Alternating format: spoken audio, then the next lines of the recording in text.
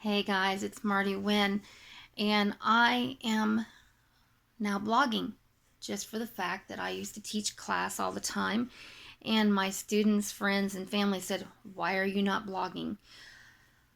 Well, for one thing, I've got a 2-year-old, so I have to do this on his nap time. So let's play a game. It's called the question of the day. The question of the day, when my students would come in and they'd start putting their stuff down, I'd say, "Hey guys, the question of the day is why this, or why did this happen this way, or what do you think of this?" So let's see if we can't come up with some great answers in the process of interacting and communicating. Okay, so one question I have is, why is it when we go out and frequent our favorite restaurants, you notice someone who looks like they're on a date the whole time they're on that date with that person? They're not sitting together, they're sitting across from each other, and they look like they haven't even combed their hair.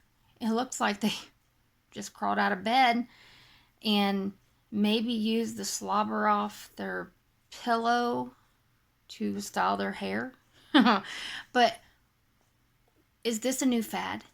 Is this a new style? Is this the new social norm? Let's look like we don't care. I mean, this looked like a first time date. They were kind of talking.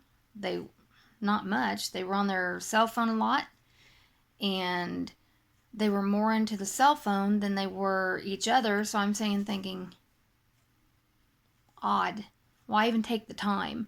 Why even take the time to be out and get there and spend money to eat together if you're not even going to act like it's a big deal? Another question is, why is it that we pick up the habits that our family had that we despised growing up? That's going to be a great one. The fact is that when I was growing up, my dad would sit and tell these bogus stories about things that, would keep people listening and would keep their mouth open. They're like, "Really? Really?" And then at the end, it wasn't even true. He took a 15 minutes to a half an hour to explain things that weren't even true. Let me think if I can think of one here. One I've begged him not. Of course, my parents are both passed at this point, but it stuck. It stuck with me, and my kids all know this. The one that sticks out the most is, well, let me think. He would tell people, because we used to have horses. We did have horses. And he would tell people that he was an avid horse rider, and he wasn't too bad at it. Actually enjoyed it until he was riding one day and he got his foot caught in a holster, and he said he got beat up pretty bad. He was bruised and scraped up, and had the road rash stuff going on, and had thought he was going to get stitches, and then at the end, he was drug. He was drug a long way, and he thought he was going to die, and said it was bad. He said, I didn't know if I'd even be recognizable by the time they got me out of got my foot out of the holster. And they said, "Really? Really?" And he said, "Oh yeah, oh yeah." He said it was bad. He said I was all tore up. My elbows were all bloody. My back, the back of my shirt was torn. And he said, and I know it would have killed me. If someone had not come out and unplugged that horse in front of Kmart, I would have been drugged to death. I begged him not to tell that story. And it was just, he couldn't help it. He couldn't help it.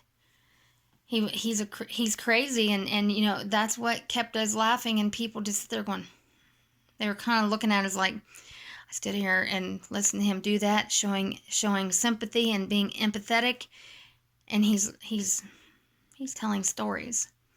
Well, you know what?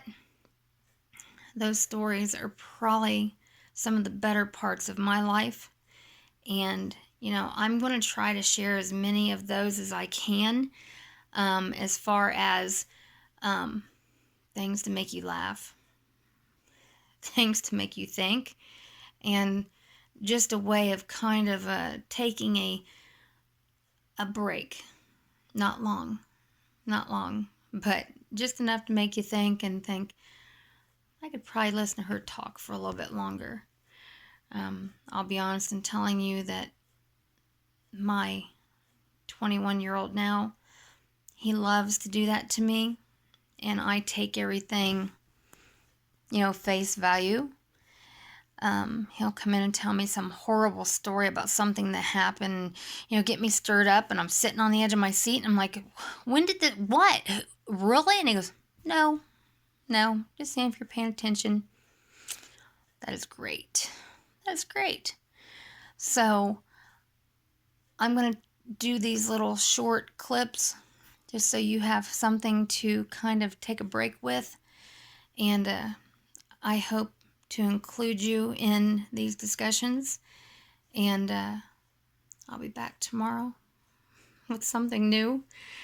But this is kind of new to me, not public speaking, but the fact of being on video and trying to get this thing down pat and getting the lighting and everything to work for me. I'll get it.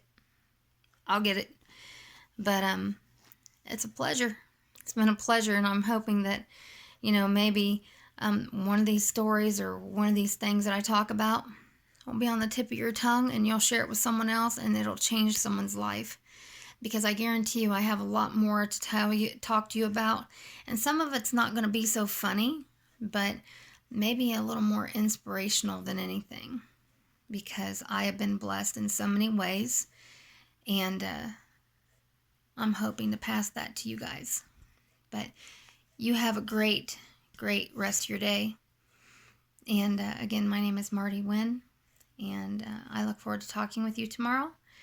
And I'll see you at nap time. Talk to you later. Bye.